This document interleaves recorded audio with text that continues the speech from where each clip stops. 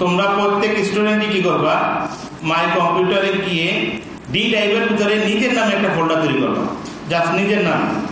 মনে করে একজনের নাম হচ্ছে রেজা, REZA, রেজা, রোল হচ্ছে 13, ইন্টারভিউ, কথা বুঝো। এখন আমি তাকে মনে করো আবার বললাম তুমি রেজা নামে ফোল্ডার তৈরি করবা, এই রেজার ভিতরেই করবা, কথা বুঝছো? কারণ একাধিক ফোল্ডার যদি থাকে পুরো অবসর হয়ে যাবে, কি হয়ে যাবে, তোমারই কাজ করতে সমস্যা হবে, তোমার কি কাজ করতে সমস্যা হবে। এখন একজন স্টুডেন্ট যদি 10টা ফোল্ডার করে তাহলে সমস্যা না, দেখতে খারাপ লাগবে না? সেই জন্য তোমার এই 3 মাসে ফোল্ডার কয়টা হবে, ফোল্ডার একটা হবে। যদি বলে যে আবার ফোল্ডার তৈরি করো, তাহলে রেজার ভিতরে করো, আবার ফোল্ডার তৈরি করো, তোমার তো প্র্যাকটিস হয়ে গেছে, রেজা বা NS যাই করো, ওই ফোল্ডারের বাইরে হবে না, কথা মনে থাকবে। আচ্ছা, এখন তোমরা দেখো আমরা রেজা নামে একটা ফোল্ডার তৈরি করছি, কথা সত্য না মিথ্যা? সত্য। এখন আমরা এই রেজার ভিতরে আমরা একটা মাইক্রোসফট ওয়ার্ড তৈরি করবো, নিউতে যাব, মাইক্রোসফট ওয়ার্ড, আমি এখানে নাম না দিয়ে আমি মনে করো বাইরে ক্লিক করে দিচ্ছি, তাহলে তখন আমাকে কি করতে হবে, রিনেম করতে হবে। রিনেম করার নিয়ম কি, রাইট বাটন ক্লিক করে আমি রিনেম অপশন কোথায় খুঁজে বার করবো, এটাকে কি দেবো, জব 1, রিনেম করতেই হবে, ওকে? কারণ বলতে জবের নাম দেওয়া থাকে। এখন আমি এই ফাইলটা ওপেন করবো, ফাইল ওপেন হলো, আমি বড় করলাম। আচ্ছা, আমাদের পেজে আমরা যখন মাইক্রোসফট ওয়ার্ড ওপেন করবো তখন কিছু বাই ডিফল্ট জিনিস পরিচয় করে দিই। আমাদের উপরে যে বাটনগুলো থাকে, এখানে ফাইল আছে, হোম আছে, ইনসার্ট আছে, ডিজাইন আছে, লেআউট আছে, এগুলাকে এক একটা রিবন বাটন বলে। কি বলে? এক একটা রিবন বাটন।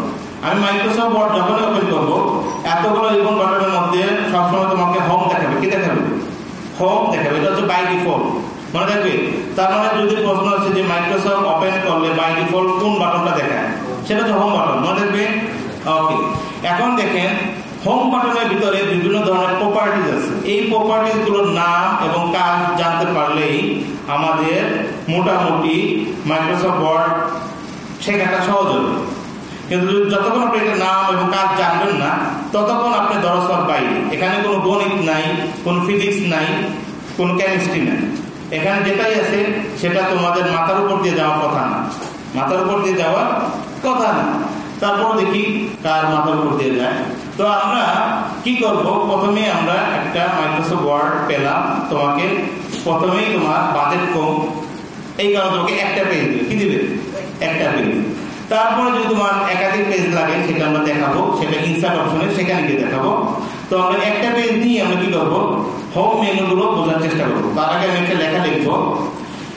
আচ্ছা, লেখাটা আমি লিখবো, কি লিখবো, এ কুইক ব্রাউন ফক্স। এটা লিখি a quick, QUICK, brown, BROWN, Fox, run over the lazy, ZY, dog, DOG.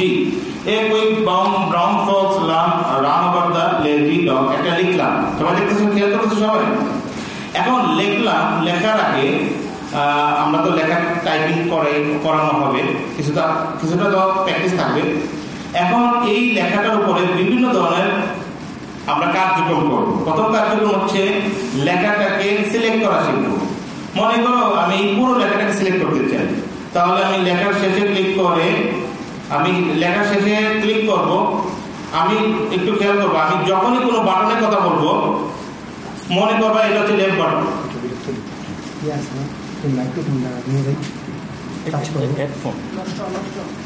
ও এটা নষ্ট হয়ে গেছে, এটা কাটতে হবে।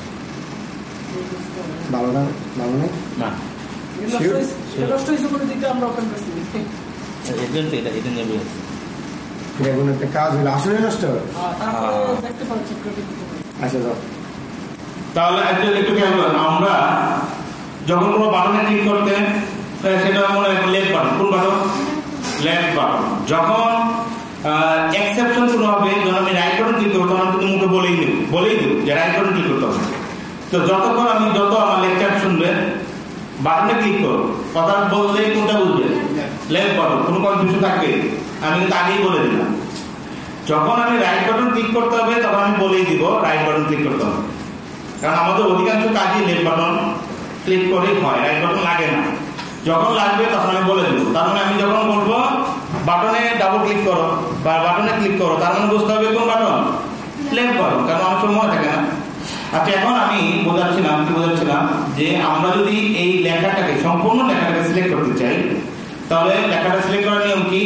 সম্পূর্ণ লেখার শেষে আমি কার্সরটা নিয়ে আমি বাটনে ক্লিক করবো, মানে লেফট বাটনে ক্লিক করবো। তারপর লেফট বাটনে ক্লিক করে ছাড়বো না, মানে ছাড়া যাবে না, ধরে রেখে আমি বাম দিকে টান দিব, ওই বরাবর, না উপরে না নিচে। কথা বুঝতে পারছো? তাহলে লেখাটা সিলেক্ট করবো। আবার আমি শেষ থেকে না, আমি প্রথম থেকে যদি সিলেক্ট করতে চাই, তাহলে একদম প্রথমে আমি লেফট বাটনে ক্লিক করে ধরে রাখবো, লেফট বাটনে ক্লিক করে ধরে রাখবো। তারপর আমি বাম দিক থেকে ডান দিকে আমি টান দিব, তাহলে লেখাটা সিলেক্ট হলো। এখন আমি এই লেখাটা সিলেক্ট করলাম, এখন আমি এটাকে কপি করতে চাই। তো কপি করার কমান্ড হচ্ছে কন্ট্রোলে চাপ দিয়ে ধরে সি তে চাপ দিতে হবে, কন্ট্রোল সি। তাহলে মনে হলো কিছুই হয়নি, কিন্তু হয়ে গেছে, লেখাটা কপি হয়ে গেছে। এখন আমি লেখাটা পেস্ট করবো। তো পেস্ট করতে গেলে তুমি লেখাটা কোথায় পেস্ট করবা সেই লোকেশনে তোমার কার্সরটা নিতে হবে। আমি লেখার উপরে তো লেখা পেস্ট করে রাখবো। এখন লেখাটাকে আমি মনে করবো এই লেখার পাশে আমি পেস্ট করবো, তাহলে এর পাশে আমি একটা ক্লিক করবো, লেফট বাটন ক্লিক করে আমি কি করবো, পেস্ট করার কমান্ড কি, কন্ট্রোল ভি। আবার আমি এই লেখার পাশে পেস্ট করবো, কন্ট্রোল ভি। তুমি যদি একবার কপি করো, তোমাকে ওই কপিটা কিন্তু কম্পিউটারের মেমোরিতে থেকে যাবে। আমি কিন্তু কপি একবার করছি, কিন্তু পেস্ট কয়বার করলাম, অলরেডি 2বার করে ফেলছি। আমি চাইলে শতবার করতে পারবো, বাট শেষ হবে না। কন্ট্রোল ভি, কারণ এটা মেমোরিতে আছে। এটা কোথায় আছে সবাই তো বুঝতে পারছেন? কন্ট্রোল ভি, তারপরে কন্ট্রোল ভি, এরপর আমি পেজগুলো কতগুলো লাইন পেস্ট করি আমার সুবিধা হবে, কন্ট্রোল ভি, এরপর হচ্ছে কন্ট্রোল ভি। আচ্ছা, আমার লেখা পেস্ট হলো মোটামুটি।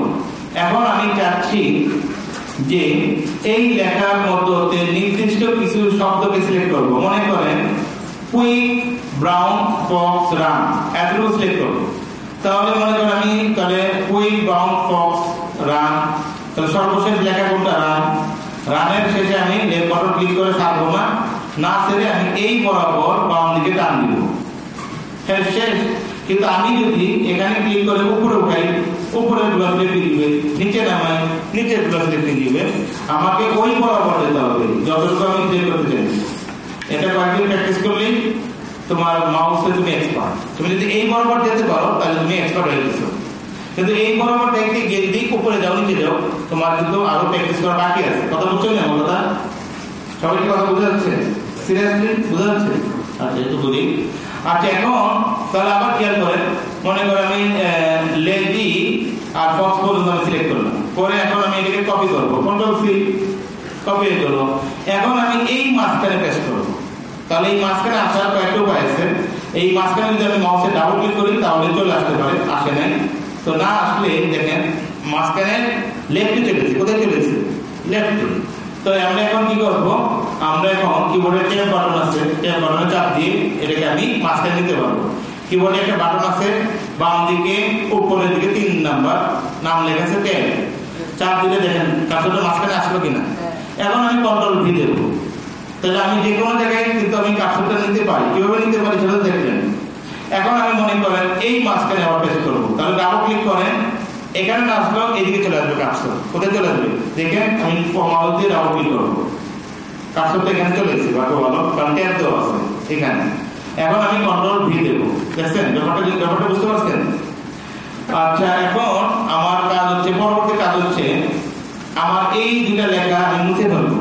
তো লেখাটা সিলেক্ট করেন, সিলেক্ট করে কিবোর্ডের ব্যাক স্পেস অথবা ডিলিট বাটন চাপ দিবেন। ব্যাক স্পেসে চাপ দিলাম, লেখা মুছে গেল। আচ্ছা, এই লেখাটাকে আমি কি করব, এই লেখা শুধু একটা অক্ষর মুছবো, ওয়াই মুছবো। তাহলে ব্যাক স্পেসে এখানে ক্লিক করে ব্যাক স্পেস চাপ দিবেন, একটা অক্ষর মুছলো। আবার ব্যাক স্পেস দিলে আরেকটা অক্ষর মুছলো। বুঝতে পারছেন কথাগুলো? এখন আমি মনে করেন ফক্স মুছতে চাই, ফক্সের একটা ক্লিক করবেন, মানে মাউসের লেফট বাটন ব্যাক স্পেস দেন। এখন আমি পুরোটা মুছতে চাই, পুরোটা ক্লিক করেন, ব্যাক স্পেস দেন। কিবোর্ডে একটা বাটন নাম হচ্ছে ব্যাক স্পেস। এখন দেখেন এই লেখাগুলো সম্পূর্ণ সিলেক্ট করতে চাই, তাহলে সবার প্রথমে ক্লিক করে টান দিতে হবে। এখন এটার দেখেন প্রপার্টি দেখেন, ফন্ট নাম দেওয়া হচ্ছে ক্যালিব্রি, ফন্ট সাইজ হচ্ছে কত 12। আমি চাই ফন্ট সাইজ আমি কত বলবো, মনে করেন আমি 30 করবো। তো দেখেন এখানে 30 আছে কিনা, থাকলে তো আমি এখানে ক্লিক করে দিতাম। যদি এখানে নাই তাহলে না থাকলে আমাকে এখানে টাইপ করে দিতে হবে, কি দিতে হবে, টাইপ করে আমি 30 দেব। 30 দিয়ে ইন্টার বাটনে না চাপলে কি দেখা যাবে, ইন্টার বাটনে চাপ দিতে হবে। তাহলে লেখাগুলো প্রত্যেকের ফন্ট সাইজ কত হলো, 30 হলো। এখন এই সবগুলো লেখা ফন্ট সাইজ পাল্টালাম। এখন আমি ফন্ট স্টাইল পাল্টাতে চাই। তারপর আগের মতো এই সবগুলো লেখাকে আমি সিলেক্ট করব। সিলেক্ট করে এখানে ফন্ট স্টাইল হিসেবে মনে করো আমি টাইম নিউ রোমান দিতে চাই। তাহলে আমি এখানে একটু টাইপ করব, টাইম লিখব, TIME, দেখো চলে আসছে। এখন চলে আসার পরে কিবোর্ডে ইন্টার বাটনে চাপ দিতে হবে। অবশ্যই কি দিতে হবে, ইন্টার বাটন। তাহলে দেখেন অবশ্যই ভিডিওটা দেখেন, লেখার ডিজাইন কিন্তু পরিবর্তন হয়েছে। তাহলে আমরা লেখার ডিজাইন এবং ফন্ট সাইজ পাল্টানো শিখলাম। এখন আমি এই ফন্টটাকে আমি 13 করব। তাহলে সিলেক্ট করলাম, এখানে আমি 13 লিখলাম, লিখে এন্টার দিলাম। ফন্ট সাইজ কত আমার হয়ে গেল, এটা পুরো লেখাটা 13 হয়ে গেল। এখন আমি মনে করি এইটা একটা প্যারা, এটা একটা আমি নাম দিতে চাই। তাহলে এটাকে আমি কি করেন, একটু খেয়াল করেন, এই যে আমার একটা প্যারা, এই প্যারাটার নাম দিব, কি দিব, নাম সাধারণত উপরে থাকে না, উপরে থাকলে এখন তো উপরে তো আমার কোনো জায়গা নেই, আছে কি? তাহলে এই লেখাটাকে একটু নিচে নামাতে হবে। তো নিচে নামানোর উপায় কি, এই লেখার শুরুতে আমি ক্লিক করব। ক্লিক করে কিবোর্ডে ইন্টার বাটন আছে, কিবোর্ডে একটা বাটন আছে, সবাই তাকান। ইন্টার বাটনে আমি একটা ক্লিক করব, তাহলে একটা লাইন জায়গা হলো। দুইবার ক্লিক করলে 2 লাইন জায়গা হলো। এখন আমি এইখানে বা এইখানে যে কোনো জায়গায় এটা একটা টাইটেল দেব। ধরেন আমরা কি দিলাম, স্টোরি, STORY। এখন স্টোরি কি শিরোনামগুলো সাইডে থাকে না মাঝখানে থাকে, মাঝখানে থাকে। তাহলে এই লেখাটাকে সিলেক্ট করলাম। সিলেক্ট করে এখন আমাদের অ্যালাইনমেন্টের কাজ, এই যে সেন্টার হইল। তারপর আমি যদি লেফট রাইটে নিতে চাই তাহলে এটা হচ্ছে রাইট, এটা কি রাইট, বুঝতে পারছেন? আবার যদি আমি লেফটে আনতে চাই এটা হচ্ছে লেফট, কথা কি বুঝতে পারছেন? তো আমার কোথায় লাগবে, আমার কি লেফটে লাগবে না রাইটে লাগবে না সেন্টারে লাগবে, সেন্টার। তাহলে আমি লেখাটাকে সিলেক্ট করতে হবে, অবশ্যই লেখাটাকে কি করতে হবে, সিলেক্ট করে আপনি সেন্টার দেন, আইসি সেন্টারে, বুঝতে পারছেন? এখন টাইটেল সাধারণত একটু বড় থাকে না, তাহলে লেখাটাকে বড় করতে হবে। তো সবগুলো লেখা কত আছে, 13 আছে। তাহলে এটাকে 16 করেন, একটু মিলান, লেখাটাকে সিলেক্ট করেন, করে এখানে 16 আসেনি, থাকলে সরাসরি দেন, না থাকলে তো ডাইরেক্ট নিতে হবে। লেখাটা একটু গাঢ় থাকে, কি থাকে, গাঢ় করার জন্য লেখাটাকে সিলেক্ট করতে হবে। সিলেক্ট করে, সিলেক্ট না থাকলে সিলেক্ট করতে হবে, তারপর বোল্ডে চাপ দিতে হবে, লেখাটা গাঢ় হলো। আবার লেখাটা মনে করেন একটু কালার পাল্টাতে চান, তাহলে লেখাটাকে সিলেক্ট করে এই যে কয়েকটা আছে এখানে অপশন, এই অপশনটা আমরা রেখে, এটা হচ্ছে ফন্টের কালার, ফন্ট কালার লেখা আছে, এখান থেকে আমি ক্লিক করে এখানে ডাইরেক্ট দিলে একরকম হবে, অথবা এখানে একটা অপশন আছে, এখান থেকে কালার বাছাই করে দেয়, কি করে দেয়, বাছাই করে দেয়। তাহলে এখান থেকে কালার বাছাই করলাম রেড, বুঝতে পারছেন কথা কি বুঝতে পারছেন? তাহলে আচ্ছা রেড দিলাম। এখন মনে করেন আমি বাছাই করলাম না, বাছাই করা আছে রেড। এখন আমি কোনো একটা লেখাকে সিলেক্ট করে অপশনে না গিয়ে যদি এখানে সরাসরি ক্লিক করি, যে কালারটা বাছাই করা আছে সেটা হবে, কথা কি বুঝতে পারছেন? কিন্তু কালারটা যদি আপনি বাছাই করতে চান, যেটা আছে সেটা দিতে চান না, তাহলে পাশের যে বিন্দু আছে না, এই অপশনে ক্লিক করে এখান থেকে একটা কালার বাছাই করতে হবে। সবাই কি বুঝতে পারছেন কালার বাছাই করা? বুঝতে পারছেন কি পারছেন না? ওকে।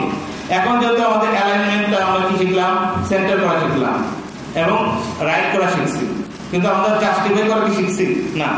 জাস্টিফাই করার জন্য একাধিক লাইন লাগে। তো আমরা এই সবগুলো লাইনকে আমি সিলেক্ট করব।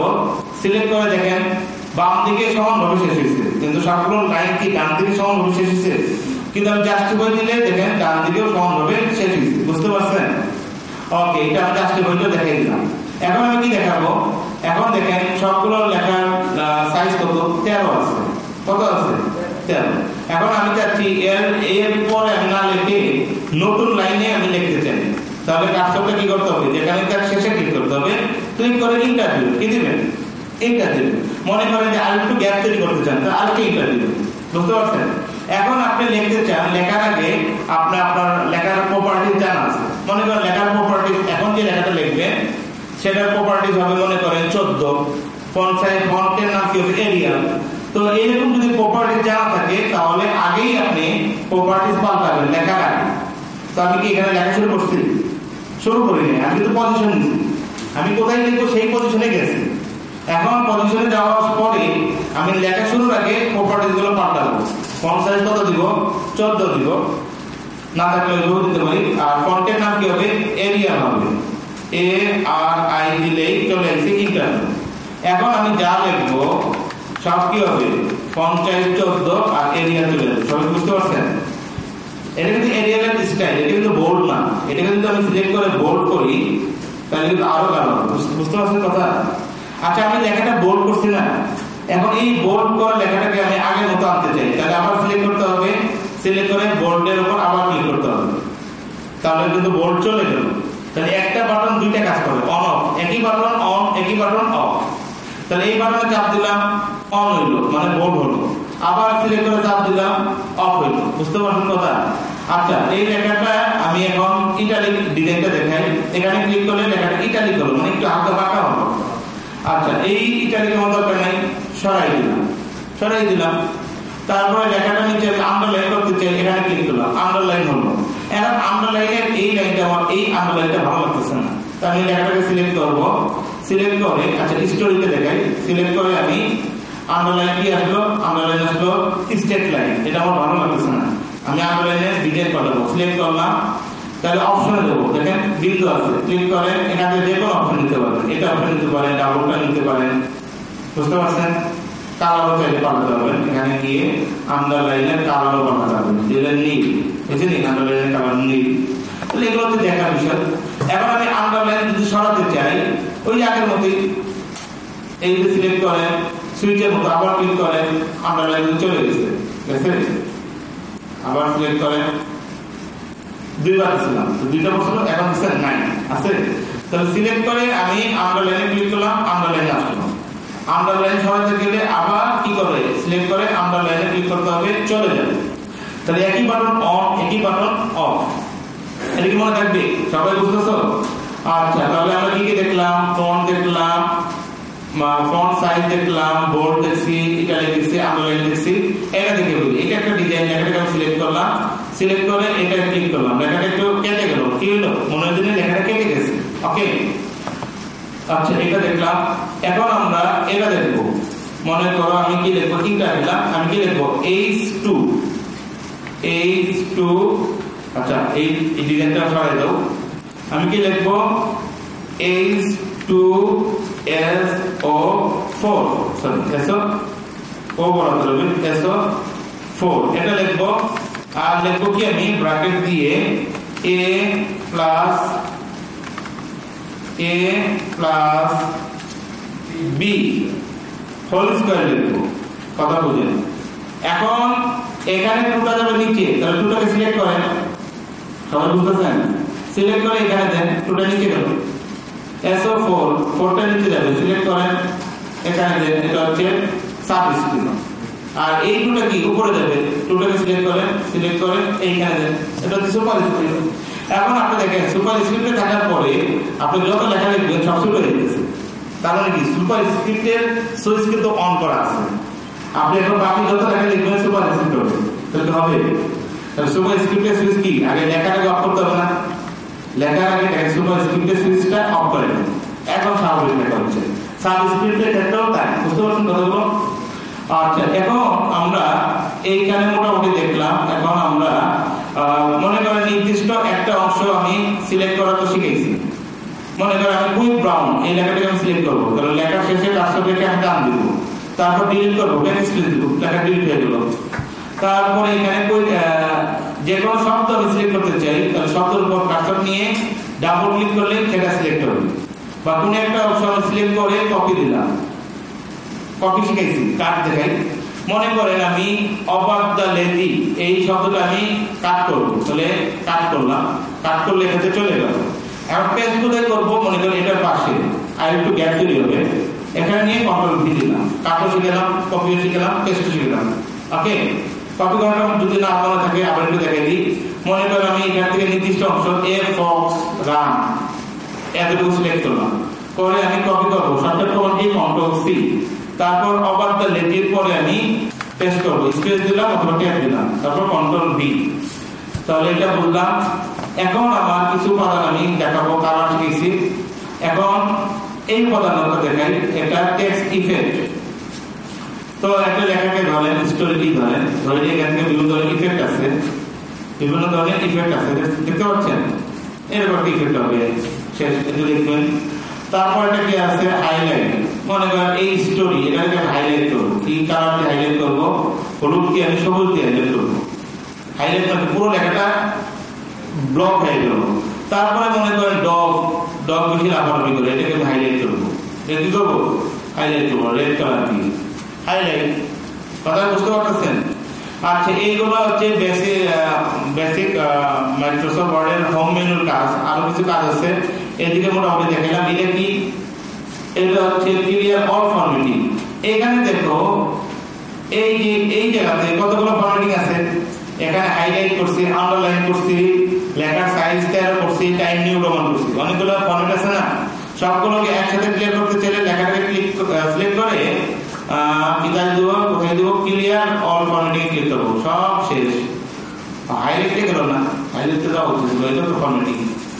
আচ্ছা, এটা আলাদা হবে, কালারিং তো। বা দেখেন লেখাটার সাইজ কমে গেছে, আগের মতো চলে আসছে, বোল্ড করা ছিল, আন্ডারলাইন করা ছিল, এগুলো সব কি চলে গেছে। আচ্ছা, এই যে কাজগুলো করলাম, আমি লেখার কি ডিজাইনটা সরিয়ে ফেললাম না। এখন মনে কাজ করার পর মনে হইলো যে আমি ভুল করছি। কি করছি, আমার আগেরটাই ভালো ছিল, তাইলে আমাকে পিছাতে হবে। কি করতে হবে, পিছাতে হবে। পিছানোটাকে বলা হয় আনলো। পিছানোটাকে কি বলা হয়, পিছানোটাকে কি বলা হয়, আনলো। তাহলে আমি যতবার পিছাবো ততবার আনলো করতে হবে, আর যতবার আমি পিছাবো ততবারই আমি আগাতে পারবো। কথা কি বুঝতে পারতেছো?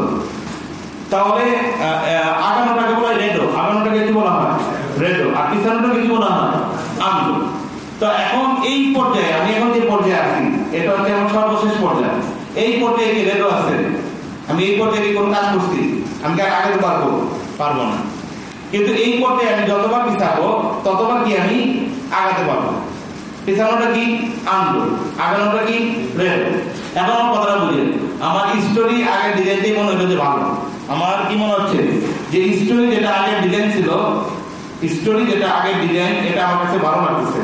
তাহলে আমি এখন ওইখানে যেতে চাই। তাহলে যাওয়ার উপায় কি, তাহলে আমাকে পিছাতে হবে। এখন কতবার পিছাতে হবে, যতবার আমার ডিজাইনটা না আসে। তো আমি একটু পিছাই দেখি, কন্ট্রোল, আচ্ছা আনডু করার শর্টকাট কমান্ড কি, কন্ট্রোলে চাপ দিয়ে ধরে জেটে চাপ দিব। একবার দিলাম, কিছু পাইছি, এখনো আমার টার্গেট ফিল আপ হয় নাই। তাহলে আবার পিছাবো, কন্ট্রোল জেট দিলাম, 2 বার দিছি। তাহলে আবার দেবো, কন্ট্রোল জেট দিলাম, 3 বার দিছি। পাইছি কিনা শিওর না, আবার দিয়ে দেখি, আবার দিয়ে দেখি, আবার দিয়ে দেখি, না বেশি পিছিয়ে গেছি। এখন রেডও করতে হবে, কন্ট্রোল ওয়াই দিলাম। এই পর্যন্ত এইটা আমার চাচ্ছি, সর্বশেষ তো এটাই করছিলাম। আচ্ছা, এখন দেখেন আমি অলরেডি 3-4 বার পিছানোর পরে এই ডিজাইনটা আবার চলে আসছে। তা আমি যতবার পিছিয়েছি এখন ততবার ডিজাইন আগাতে পারবো। তো আবার মনে হচ্ছে আমি সর্বশেষ যেটা ছিল এটাই আমার ভালো, তাহলে আবার কন্ট্রোল ওয়াই দেন, আগে থাকবো, শেষ সর্বশেষ অবস্থায় চলে আসলাম। তাহলে মাঝে মাঝে আমাদের কাজ করার সময় মনে করেন কথা কাজ করতে সুন্দর হবে, আমি একটু পিছাই। আচ্ছা, এই বলতে থাকি, কাজ করতে খুব সুন্দর হবে। হঠাৎ করে সিলেক্ট করে কোথায় টিপ লেগে চলে গেছে। এখন সম্পর্ক কি বৈশাখ লিখবো, বৈশাখ লিখতে তো 5 মিনিট লাগবে, 10 মিনিট লাগবে, কিন্তু আমি কন্ট্রোল জেড দিলাম, 5 মিনিট লাগবে, 1 সেকেন্ড। তাহলে আন্ডোর কি দরকার আছে কি আছে না? এইটা হচ্ছে তোমাকে কাজটাকে ফাস্ট করবে, কি করবে, গতিশীল করবে। আন্ডো এবং রেডো কি বুঝতে পারছো? আচ্ছা, আমি এটা রেকর্ড করতেছি, এটা তোমাদেরকে দিয়ে দেব। আচ্ছা, এরপরে আমরা মোটামুটি গুরুত্বপূর্ণ জিনিস দেখতেছি। এখন আমরা লিস্ট করা দেখবো। তো মনে করো আমি বুক লিস্ট তৈরি করবো, এখানে ইন্টার দাও। বুক লিস্ট তৈরি করার জন্য আমি চাচ্ছি এটা সাইজ হবে 16। কত হবে, 16। আমি লিখলাম book list, BOOK, book list, LIST দিয়ে কলম দিলাম। এখন আমাদের এখানে বিভিন্ন লিস্ট অপশন আছে, এখানে কি আছে, বিভিন্ন আইকন আছে। তো লিস্টের আন্ডারে তো আনতে হবে, বুক লিস্টের আন্ডারে তো লিস্ট হবে, তাহলে এইটাতে নিচে আনতে হবে। কোথায় আনতে হবে, নিচে আনতে হবে। তারপর এখান থেকে আমি চাইলে যে কোনো স্যাম্পল নিতে পারি, অথবা এখান থেকে আমি যে কোনো সংখ্যা নিতে পারি। তো আমি দুইটাই দেখাবো। প্রথমে আমি কি দেখাবো, একটা এখান থেকে আমি স্যাম্পল পরিবর্তন করতে চাইলে এখানে অপশনে এসে এই স্যাম্পলটা নিলাম। এরপর লিখলাম B1 বাংলা ফার্স্ট, এরপর লিখলাম B2 বাংলা সেকেন্ড, এরপর লিখলাম E1 ইংলিশ ফার্স্ট, এরপর লিখলাম E2 E2 ইংলিশ সেকেন্ড। এখন মনে করেন আমার বুক লিস্ট লেখা শেষ, তাহলে লিস্ট থেকে বেরোতে হবে না? আমি পরপর দুইবার ইন্টার দেবো, একবার দিলাম আরেকবার দিলাম, লিস্ট থেকে বের হয়ে গেছি। এখন মনে হলো এই লিস্টে আমার আরেকটা আইটেম ঢুকাবো, তাহলে কি করতে হবে? লিস্টের শেষের আইটেমে ক্লিক করেন, ক্লিক করে ইন্টার দেন, আবার লিস্টে ঢুকে পড়ছেন। এখন লেখেন কি লিখবেন? আর কি বই আছে? কেমিস্ট্রি 2 আইসিটি দিয়ে দিন, আইসিটি প্রিয় সাবজেক্ট তোমাদের। আইসিটি তো ফার্স্ট পেপার সেকেন্ড পেপার নাই। এখন মনে পড়লো যে বাংলা বনে আপনি আরেকটা লিস্ট করতে চান, রাইটারের নাম লিখবেন, তাহলে বাংলা বনে ক্লিক করে আপনি কি করবেন? ক্লিক করলেন, ক্লিক করে আপনি ব্যাক স্পেস দিবেন, তাহলে ওই লিস্ট থেকে বের হলেন। এখন আবার আপনি এখানে গিয়া যে কোনো একটা লিস্ট দিলেন, তাহলে এটা বাংলার আন্ডারে হলো। কার আন্ডারে হলো? বাংলার আন্ডারে। কার আন্ডারে হলো? কথা বুঝতে পারছেন? কি করছি ব্যাপারটা বুঝেন নাই? আবার দেখেন, বাংলা ওয়ানের আন্ডারে আমি আরেকটা লিস্ট করতে চাই, তাহলে বাংলা ওয়ানে আমি কার্সর রেখে ইন্টার বাটনে চাপ দিব। এখন যে লিস্টে আছে সেটা তো বেরোতে হবে না, সেটা তো বেরোনোর উপায় কি? ব্যাক স্পেস দিব, মানে ব্যাক স্পেসে একবার ক্লিক করব। এখন বাংলা ওয়ানের আন্ডারে আমি কার্সরটা তো আছে, এখন আমি লিস্টে গিয়ে এখান থেকে বা এখান থেকে যে কোনো একটা লিস্ট নেব। এখান থেকে নিলাম যে 1 2 দেখাবো, রাইটারের নাম দিলাম কি? রেজা, অথবা কিনতে পারো মিনা, সেটাও কিনতে পারো, এও ভালো লাগছে, অথবা কামাল, এই আর কি। বুঝতে পারছেন কথাগুলো? এখন এই লিস্ট থেকে আবার B2 লিস্টে ঢুকবো, তাহলে এখানে তার সাথে ক্লিক করবো, এই তো B2 লিস্টে। তাহলে এটাকে বলা হয় লিস্টের ভিতরে লিস্ট, মাল্টিপল লিস্ট। এখানে বিভিন্ন লিস্ট আছে, এগুলো চাইতে দেখবেন, খেয়াল করবেন। আর এই অপশনটা দেখাই, মনে করেন এই যে লিস্ট আছে না, এই লিস্টটাকে আমি আরেকটু ডানে সরাতে চাই, তাহলে এই যে, আর না একটু আমি বামে আনতে চাই, তাহলে লিস্টের যে কোনো জায়গায় ক্লিক করে জাস্ট এই বাটনে ক্লিক করেন। বুঝতে পারছেন জিনিসটা? কারণ কি ভিতরে দিয়ে থাকে, কথা বুঝতে পারছেন? তাহলে এই দুটো বাটনে বুঝতে পারলেন, পারলেন কি পারলেন না? পারছেন? আচ্ছা, পরেরটা দেখাই। এই যে অপশনটা আছে, এটা বোঝানোর জন্য সবগুলো লাইন সিলেক্ট করতে হবে। এটা হচ্ছে লাইন স্পেসিং। বাই ডিফল্ট কত থাকে এটা দেখি আমরা। বাই ডিফল্ট থাকে হচ্ছে 1, কোনোটাই নাই। আমি লাইন স্পেসিং দিতে চাই, প্রথমে লাইন স্পেসিং দেওয়ার নিয়ম হচ্ছে রিমুভ স্পেস, আপনার প্যারাগ্রাফ দিবেন, আবার লাইন স্পেসিং এ যাবেন, লাইন স্পেসিং এ গিয়া অপশনে যাবেন, অপশনে গিয়া এখান থেকে মাল্টিপল সিলেক্ট করে এখানে 1.15 দেন, 1.15 একটু বড় দিই, তাহলে চোখে পড়বে। 1.6 দিলাম, তাহলে চোখে পড়বে। লাইন স্পেসিং বুঝছেন? লাইনে গ্যাপ বাইরে গেছে, বুঝতে পারছেন? আবার লাইনের গ্যাপ যদি কমাতে চান, আবার সবগুলো সিলেক্ট করেন, সিলেক্ট করে এখানে অপশনে যাবেন, অপশনে গিয়ে মনে করেন মাল্টিপল অবশ্যই সিলেক্ট করতে হবে, করে এখানে মনে করেন 1.15 দিব, 1.15 দিয়ে আমি ওকে দিব। তাহলে সেটা মানে লাইন স্পেসিং কমে গেল। তাহলে মোটামুটি আমরা আচ্ছা, এখন ফরম্যাট পেইন্টারটা আমি বুঝাই নেই, এটা গুরুত্বপূর্ণ, এটা আমি বুঝাবো। মনে করেন আমি একটা লেখা লিখি, লেখাটা হচ্ছে স্টোরিকে আমরা আবার নতুন করে লিখতে চাচ্ছি, সবগুলো পড়ায় দেব। ওকে, আমরা স্টোরি লিখবো, STORY। এখন স্টোরিতে যে কালার ছিল কালো দিলাম, লেখাটা সিলেক্ট করতে হবে, সিলেক্ট করে এটাকে আমি কালো দিলাম, কালো লাইনে এখানে ফন্ট কালার না, ফন্ট কালার লিখবো।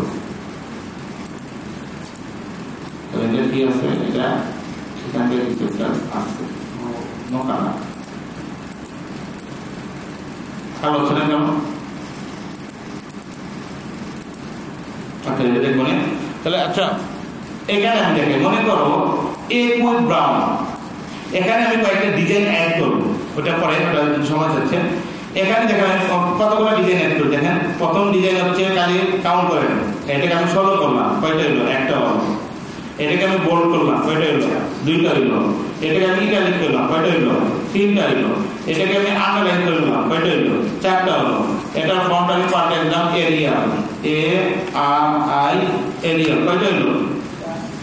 হ্যাঁ, 5টা। 5টাই ধরেন। এখন এই যে 5টা ডিজাইন, কথা বলেন, আমার এই 5টা ডিজাইন, একই ডিজাইন মনে করেন 5টা জায়গায় প্রশ্ন অনুযায়ী অ্যাপ্লাই করতে হবে।